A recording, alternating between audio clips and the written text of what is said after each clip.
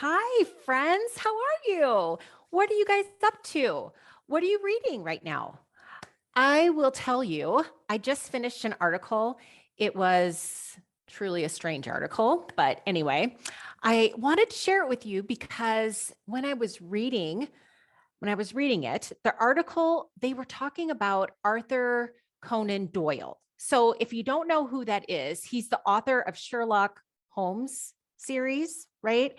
And they talk about how before he became a writer, when he was a young man, he actually served on a ship that sailed from Scotland to the Arctic.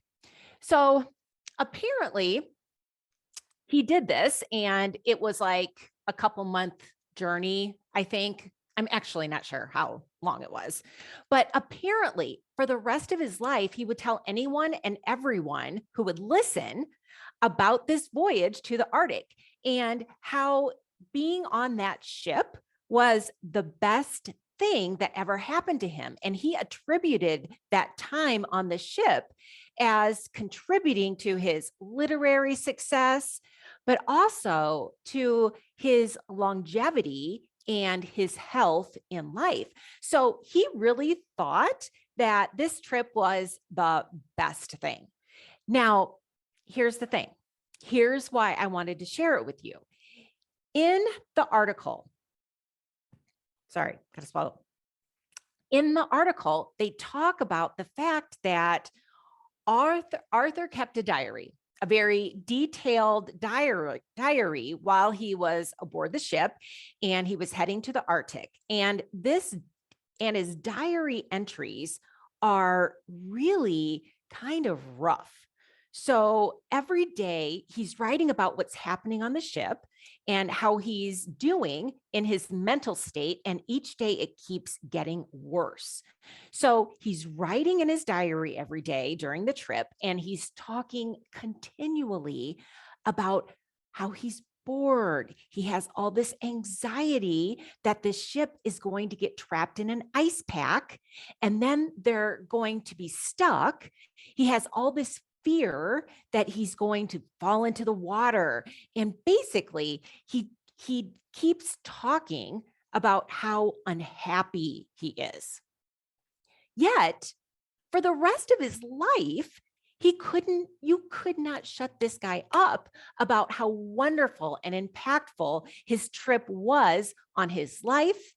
And he attributed that trip in his 20s going to the Arctic as having all these really, really positive benefits for him with his literary career, with his health. It's so funny, right? And it made me think about something that I've been wanting to talk to you all about, which is the power of doing hard things. Okay, so if you are listening, it's probably because you are contemplating losing weight and not overeating. And my guess is that you don't think that it will be easy, right? If it was easy, you probably would have done so already and you wouldn't be listening to this. But you're probably thinking this is going to be a lot of struggle, right? It's going to be really difficult. It's going to be uncomfortable. Maybe it will be a little embarrassing and not sure. It's going to be fun and it will probably be boring. And I'll have to tell everyone or talk to people about it. This just does not sound good. Okay. And this is what is so challenging when we want to change a habit, right? We look into the future and we see all these ways of like, this just doesn't particularly look like it's going to be a very enjoyable time. And then we have to get into a place of convincing ourselves to do something that's going to be hard. Now, I'm not going to tell you that changing your eating habits is going to be easy. It's not true. It's going to be challenging. It is going to be difficult. It is going to take effort. But I want to explain to you is what I want to explain to you is why it is challenging to get yourself to do hard things, and also the real benefit, the real power behind deciding to do hard things. So, the main problem that we all face is the process of how our brains evolved, right? Your brain, our brain, is actually designed to avoid hard things, right? I've talked about this before in these episodes, but what we are innately motivated to do is very simple, right? Seek pleasure, avoid pain, and do both of these things while expending the least amount of energy possible. This is basically our motivational triad that explains how we survived. And it makes a lot of sense, right? It's actually incredibly makes a lot of sense, right? When you think about humans thousands of years ago in a world full of danger, when you didn't know where your next meal was coming or where it was coming from, right? When shelter and basic necessities for life weren't a given, when violence was around every corner, there were hard things all over our environment, right? Just existing, just living was hard, surviving was hard. And so looking for easy solutions, right? Looking for ways to seek pleasure and avoid pain by using the least amount of energy as possible. So the easiest way to do it, that was a smart thing to do. That helped us survive. That was a really beneficial way that our brain evolved to look for easy things to do, right? It makes a lot of sense when you're doing hard stuff all the time just to survive. Now, here's the problem.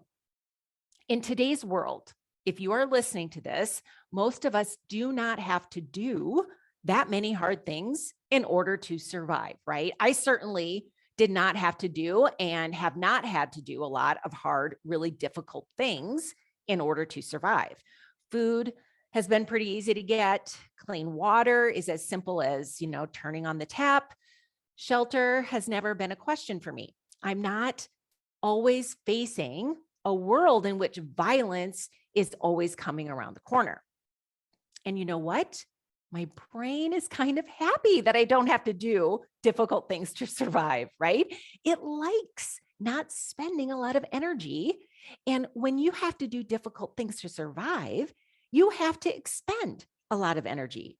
My brain likes to save energy because that's what has essentially allowed humans to survive, right? It was saving energy, expending the least amount of energy and moving towards pleasure and moving away from pain. That allowed for survival. But we're in a very different world than we were thousands of years ago, right? When we don't have to do, a lot of us, very difficult things in order to survive. So then choosing something difficult to do, like changing a habit, changing any habit, is going to require energy.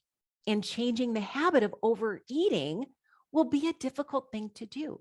It will require awareness and energy and doing things that make you feel kind of uncomfortable, right? That is actually kind of going against the grain of evolution. It does not come naturally for most of us. And this is also part of why overeating can so easily become a habit, because also our brain wants to seek pleasure. It wants easy pleasure. So eating, right? I've talked about this before. It is the quickest and easiest fix to feel differently. And for a lot of us, not only are we getting the reward of pleasure, not only are we getting the influx of dopamine, but eating is also solving a difficulty for us, right? It is solving how we don't want to feel in this moment. It is solving our desire not to feel stressed or anxious or uncomfortable or bored or lonely, right? Whatever it is, it's also solving a problem. Your brain wants instant gratification, but not only that, it wants easy instant gratification. And then easy instant gratification that solves a problem. Well, that's just like hitting the jackpot, right? The problem is, if you keep going towards that easy instant gratification and that easy instant gratification to solve a problem, to take care of a difficulty that your brain already doesn't want to deal with. It doesn't want to do the hard thing. It wants to do the easy things. Sooner or later, you're going to find that you will have created a habit. What this means when you want to stop overeating is that you have to purposely choose to do the hard thing. You have to purposely choose to move towards something that is difficult, right? And basically, no one wants to do this. I know I certainly didn't, right? That was a big thing that held me back for a long time. Just thinking about this is too hard. It's going to be too hard. I know I'm unhappy right now, but this looks like a ton of work, right? And it's not because I was lazy. It's not because something was wrong with me. It's because doing the hard thing went against my brain's most basic instinct to have things be easy. So if you're going to choose to do something hard, there has to be a reason. There has to be some sort of power in doing the hard thing. There has to be some sort of long-term benefit that will sustain you well after you've done the hard thing. Otherwise, you'll look at that hard thing and kind of think, what's the point? I like easy. My brain likes it easy. Easy's comfortable. Easy is what I'm designed to do. Let's just have everything be easy. So it brings me back to Arthur, right? Who was so unhappy on that ship, right? You look at his diary entries every day, and he was talking about his fear and his anxiety and his boredom. And, this guy was afraid that the ship was going to get stuck in an ice pack, right? Like, that's a hard thing to get out of. But afterwards, when he got back, and then throughout his life, he couldn't stop talking about how great this voyage was. He couldn't stop talking about how it had set him up for so many things, including becoming a great writer. He found something really powerful in doing something that at the time, you can read in his diary, was really, really hard for him. So here's the power in doing hard things. It's not only the power that you have to decide to do it, you have to go against evolution. You have to go against how your brain was designed. You have to go against this desire for easy, instant gratification that solves a problem. You have to make that decision. But the power is really in what is revealed to you about yourself when you do it. Hard things force you to grow. Hard things force you to evolve. Hard things force you to stretch beyond what you think you're capable of. Hard things force you to become something greater and more and bigger than who you were before you did that hard thing. Because you have to stretch, because you have to push yourself, because you have to step outside of what is comfortable for you right now and do things differently.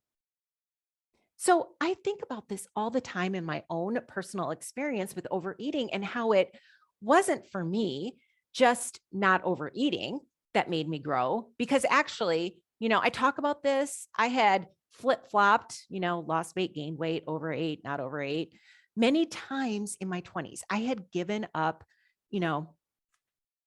overeating. I lost weight when I was 22, and the growth for me really was not in that.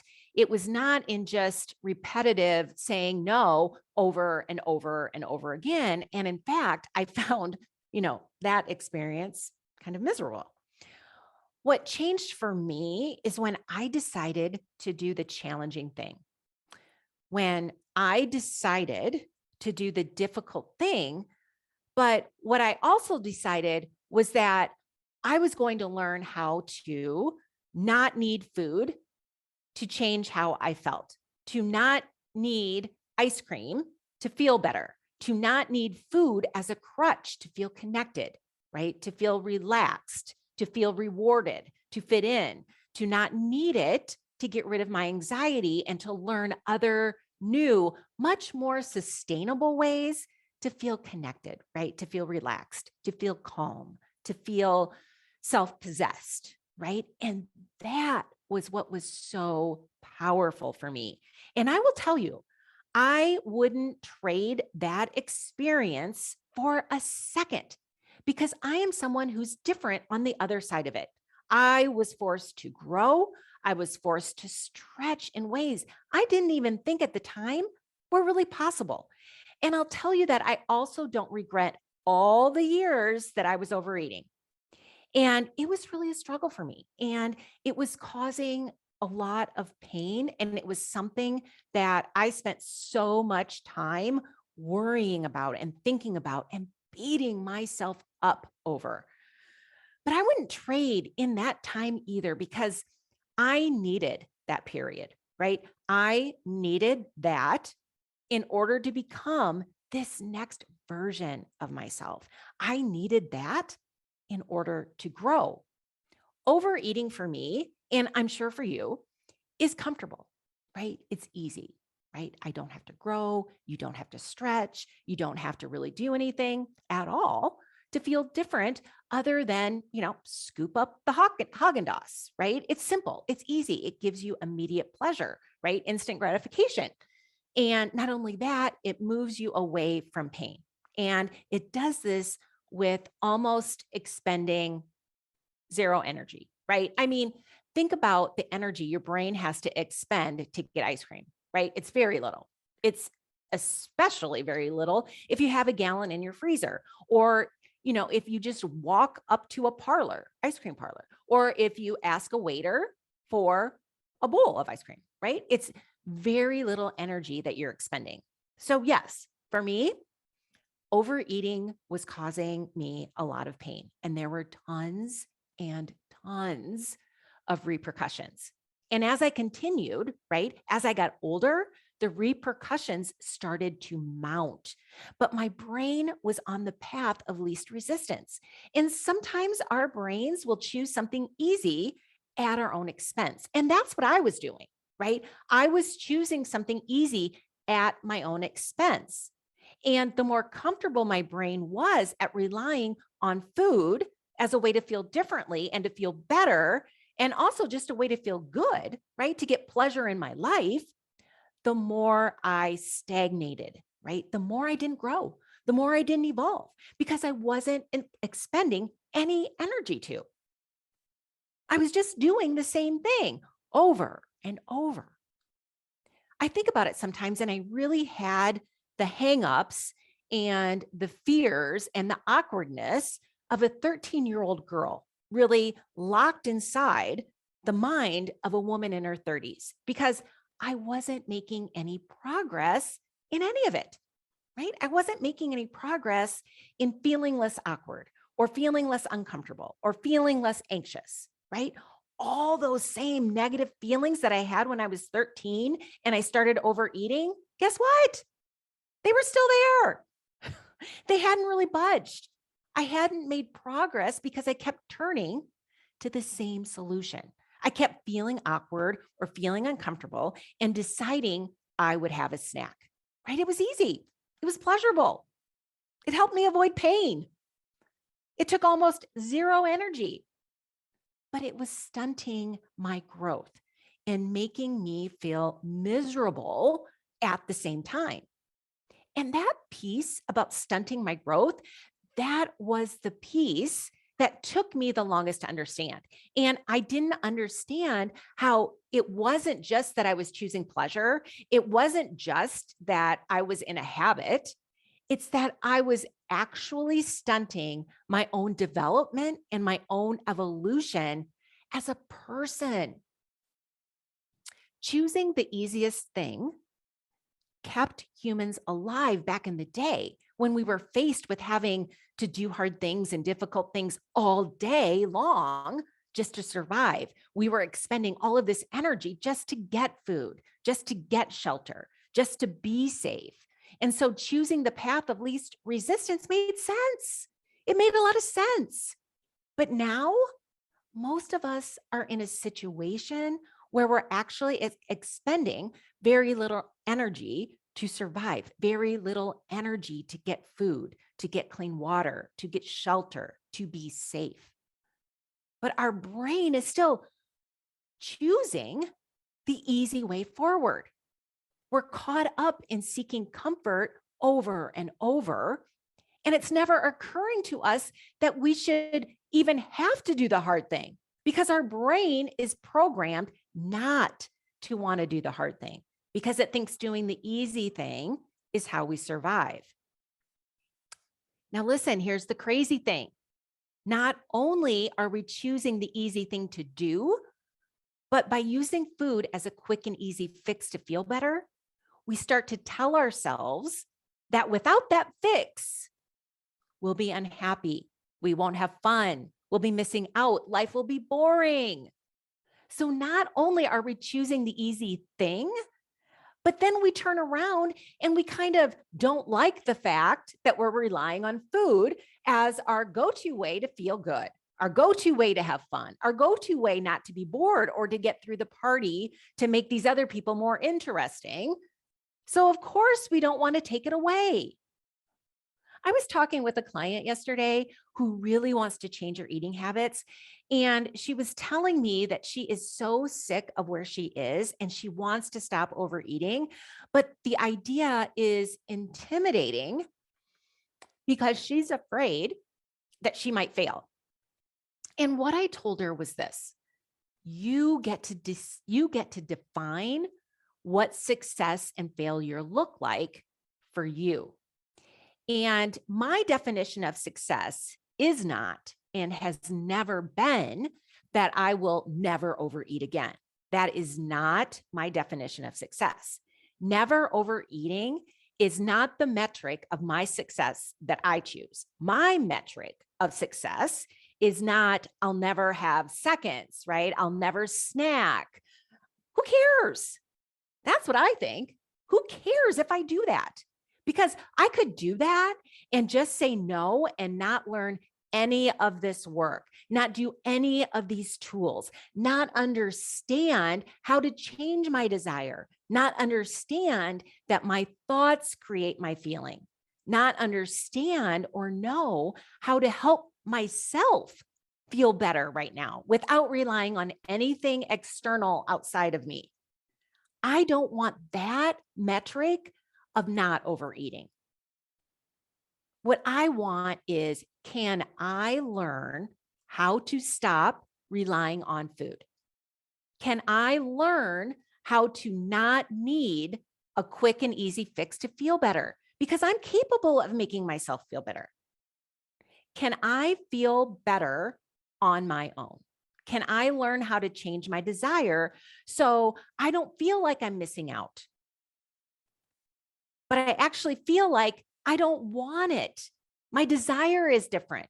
That was my metric of success. And that's what I said to her when she was really feeling, well, I don't know. What if I fail, right? You get to define what your metric for success and failure look like.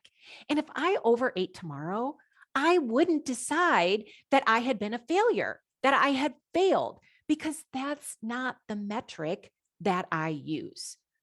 But all of this work, right? It takes being uncomfortable. It takes choosing the hard thing. You have to do what is difficult and go against your brain's instinct for everything to be easy. But it's so worth it. It's really hard to explain this to someone who has never experienced being pulled to eat more than they want to, right? Feeling more desire than they want to have. Feeling like eating often feels like this insatiable thing that they don't have full control over. But if you feel like that, right, then you will understand that to be free of your desire, right, to feel like you have control, to feel like you are not being pulled in this direction that you don't want to go, that is the best feeling in the world. And that is the power of doing hard things, right? that is something that you have to choose to work on and practice, right? It will go against what your brain wants. It will be uncomfortable. It will require effort, but you will look back on it the same way that I do. And you will think, wow, that difficult thing that I did that was uncomfortable and that I struggled through and I had to deal with all these difficult feelings and situations, that was the best decision I ever made. And not just because you won't have to spend all this time thinking about your eating or worrying about your overeating or worrying about what you ate last night, but because you will grow as a person. You will become someone that you weren't before you started. That is the power of doing hard things. You discover a whole new you. All right, my friends, that is it for this week. Keep on sending me your emails, your questions, your comments, whatever. And I hope everybody has a great week, and I will see you on the next episode.